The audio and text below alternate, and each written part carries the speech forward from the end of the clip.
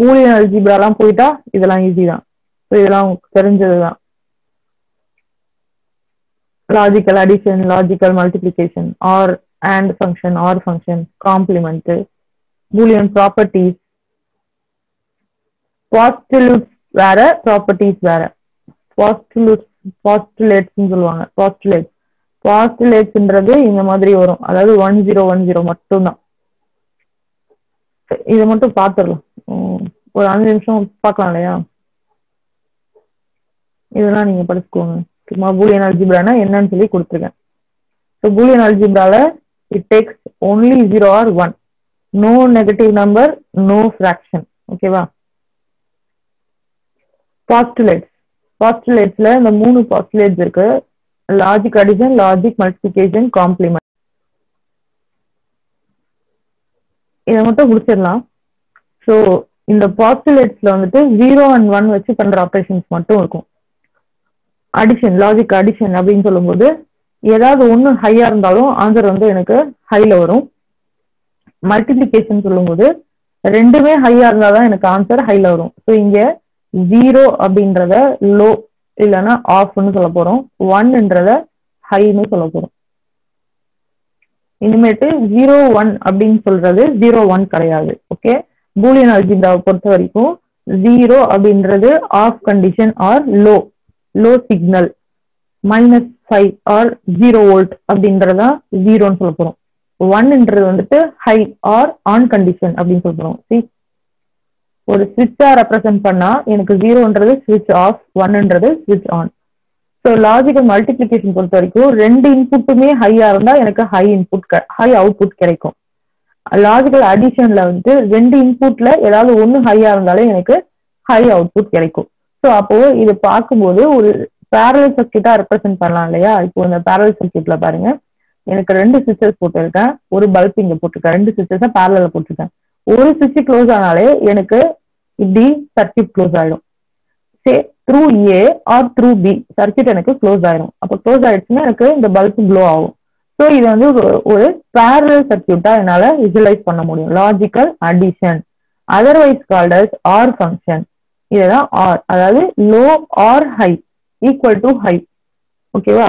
இது logical multiplication பொறுத்த வரைக்கும் ரெண்டுமே ஹையா இருந்தாலும் எனக்கு அவுட்புட் ஹை வரும். So this can be visualise like a series circuit. 2 சுவிட்சஸை சீரீஸ்ல போட்டிருக்க மாதிரி என்னால இதை விஜுவலைஸ் பண்ண முடியுது. அப்ப இந்த 2 சுவிட்சுமே க்ளோஸ் ஆனாதான் எனக்கு இந்த பல்பு க்ளோ ஆகும். சரியா? So this operation is called us and operation. This ஸ்விட்ச் அண்ட் திஸ் ஸ்விட்ச் ரெண்டுமே ஆப்ரேட் பண்ணாதான் எனக்கு அவுட்புட் கிடைக்கும். ஆர் லாஜிக்கல் மல்டிப்ளிகேஷன் அப்படின்னு சொல்றேன். காம்ப்ளிமெண்ட்ன்றது நாட் ஃபங்க்ஷன். ஸோ ஹை கொடுத்தா லோ கிடைக்கும், லோ கொடுத்தா ஹை கிடைக்கும். இது காம்ப்ளிமெண்ட். இதுதான் 10 postulates of Boolean algebra. Okay, 10 postulates தான் இருக்கு. இதையே அப்படியே ப்ராப்பர்ட்டிஸா கன்வெர்ட் பண்ணா this is the properties.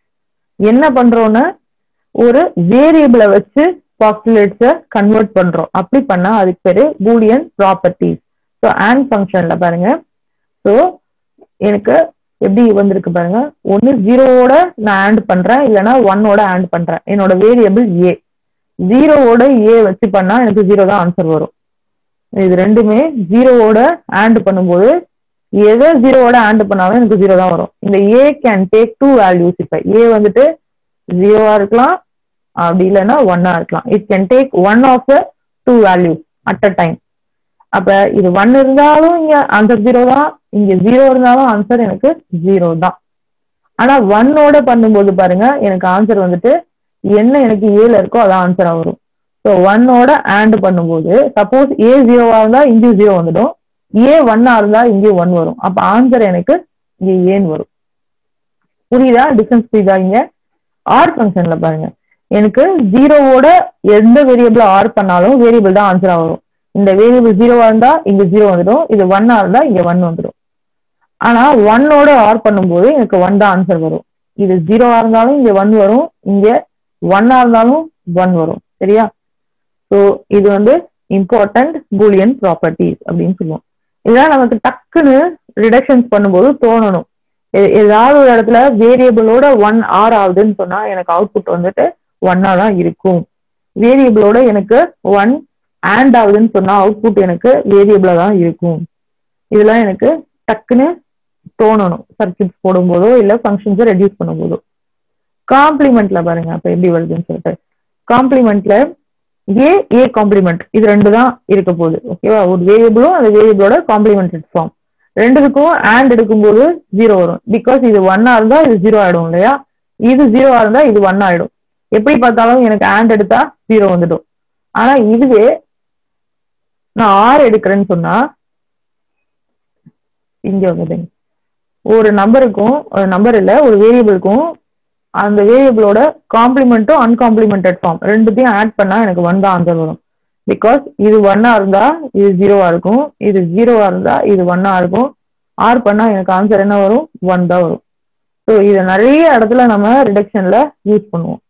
Important. ரெண்டு ஃபங்க்ஷன் ஆர் பண்ணா ஐ மீன் ஒரே ஃபங்க்ஷனை 2 டைம்ஸ் ஆர் பண்ணாலும் ஆன்சர் வந்து ஃபங்க்ஷன் என்னவோ அதான். இது 1 இருந்தா இங்கேயும் 1, இது ரெண்டும் 0 இருந்தா இதுவும் 0. டபுள் காம்ப்ளிமெண்ட் எடுத்தா எனக்கு ஆக்சுவல் வேரியபிள் என்னவோ அது வந்துடும். காம்புடேட்டிவ் லா, டிஸ்ட்ரிபியூட்டிவ் லா, அசோசியேட்டிவ் லா அல்ஜிப்ரால இருக்க மாதிரியே தான்.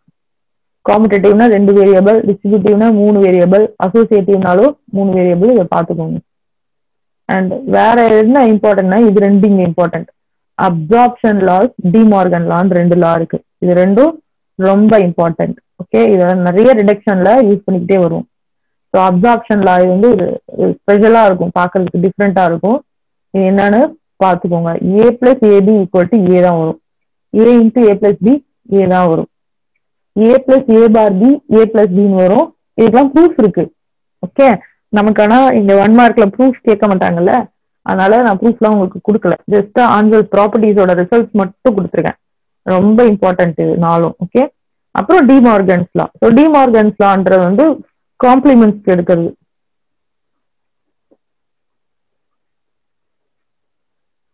டிமார்கன்ஸ் வந்து காம்ப்ளிமெண்ட்ஸ். இங்க பாத்தீங்கன்னா A plus B complement equal to A complement dot B complement. AB complement equal to A complement plus B complement. So இன்புட்ல ஆர் வந்தா அவுட்புட்ல ஆண்ட் வரும். சாரி, இன்புட்ல ஆர் வந்தா அவுட்புட்ல ஆண்ட் வரும். இங்க இன்புட்ல ஆண்ட் வந்தா அவுட்புட்ல ஆர் வரும். அவ்வளவுதான் டிமார்கன்ஸ் லா. அது இதுவும் ரொம்ப இம்பார்ட்டன்ட்.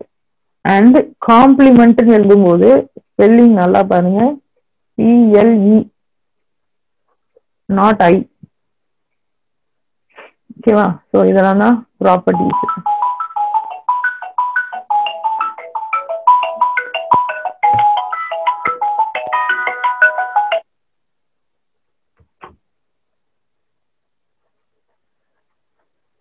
இதோட முடிச்சுக்கிறேன். Duality principle. டுவாலிட்டினா என்னன்னா interchange of or and operators replace 1 by 0, zeros by 1.